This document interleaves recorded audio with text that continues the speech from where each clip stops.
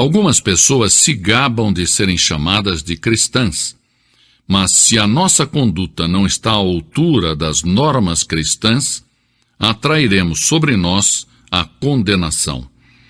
Em Apocalipse 3:1, lemos: Tens nome de que vives e estás morto. Não basta ir à igreja.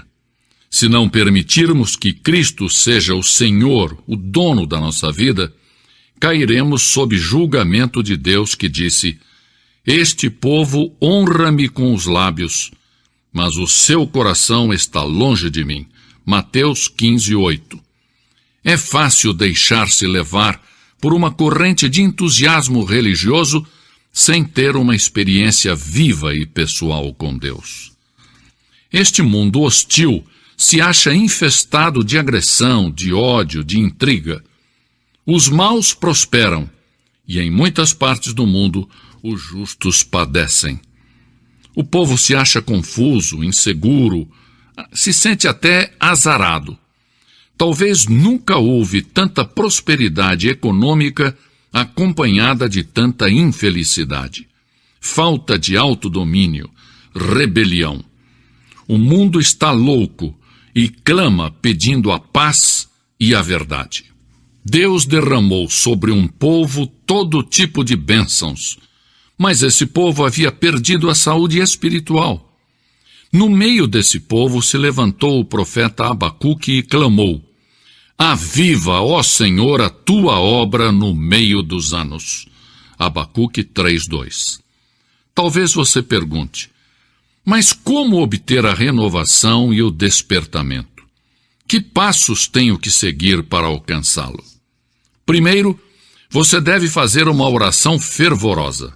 A Bíblia diz: se o meu povo, que se chama pelo meu nome, se humilhar e orar e buscar a minha face e se desviar dos seus maus caminhos, então, diz o Senhor, eu ouvirei dos céus, perdoarei os seus pecados e sararei a sua terra.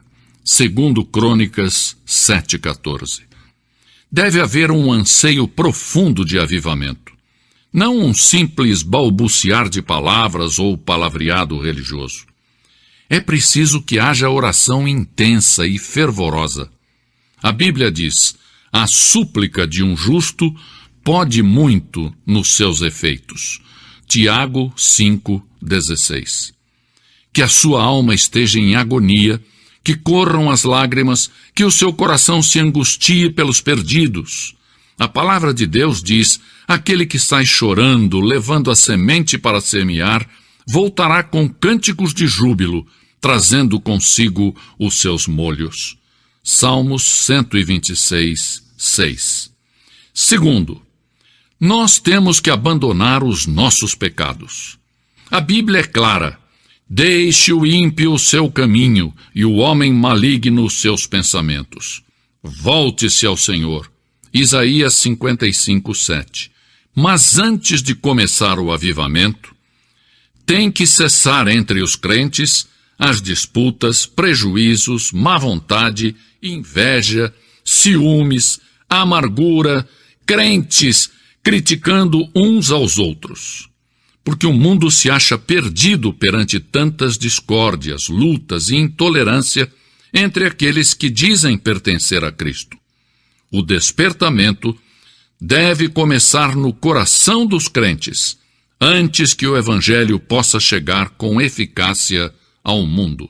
Quando os discípulos de Cristo deixarem as suas discórdias e egoísmo e confessarem os seus pecados, então deixarão que o Espírito Santo os encham. Então se produz o avivamento. Temos que abandonar os nossos maus caminhos. O Espírito de Deus não pode atuar em um clima de dissensão, discórdia e disputas. Devemos nos despojar da nossa mesquinharia, das nossas miudezas, dos nossos caprichos. O inimigo das nossas almas tem debilitado a eficácia da igreja porque temos nos especializado em controvérsias, em dissensões, e não temos andado chorando e levando a semente preciosa.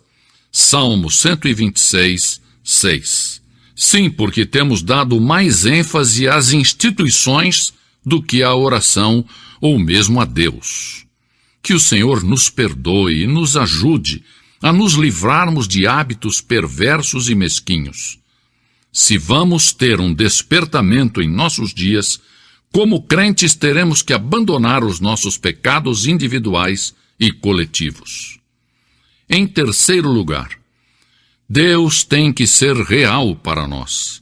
A Bíblia diz: se o meu povo buscar a minha face, eu o ouvirei do céu. Porque em um mundo cheio de materialismo grosseiro, nós também temos tentado reduzir Deus ao nosso próprio tamanho.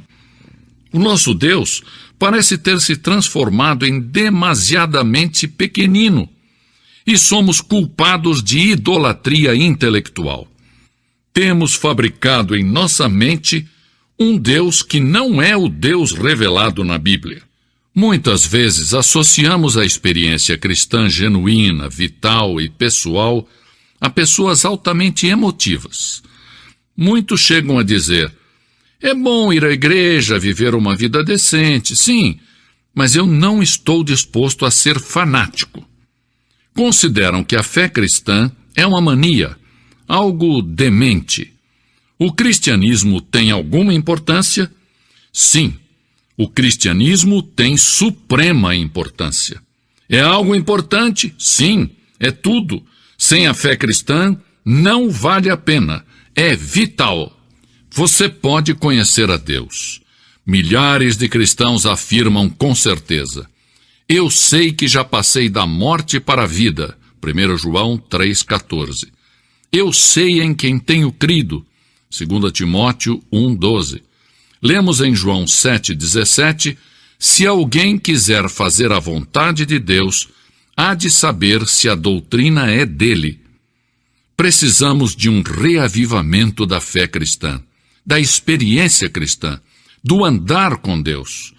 Deus tem dito: se o meu povo buscar a minha face. Se de novo descobrirmos que Ele é santo, justo, real, absoluto e pessoal, e que é um Deus de amor e de misericórdia, esta realidade será transferida ao mundo e o avivamento então virá.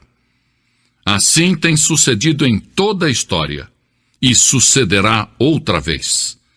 Não devemos colocar a fé cristã em dúvida falando de Cristo sem conhecê-lo.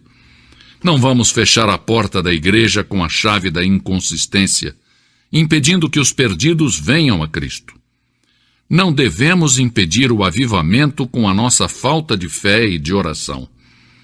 Não percamos a vitória espiritual, permitindo que o pecado nos mantenha presos.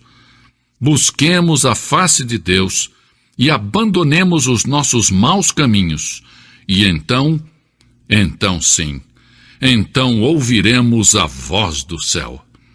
A igreja tem a chave do avivamento. Está ao alcance de nossas mãos. Nós vamos aceitar o desafio?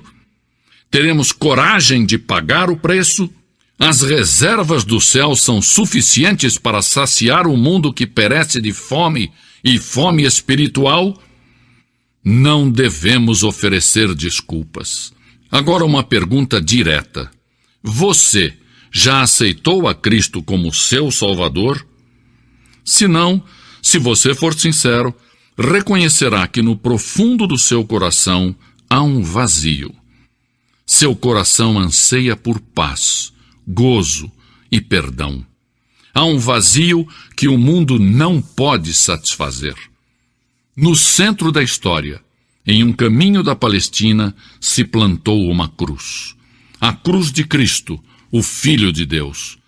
Por um milagre admirável que só Deus conhece, todos os que põem o seu olhar naquele que foi sacrificado na cruz, recebem a salvação. Não somente as pessoas boas, respeitáveis e decentes, mas os vis, os desprezíveis, os desumanos. Um ladrão que agonizava junto com Jesus, pôs nele o olhar de fé e recebeu a segurança da vida eterna.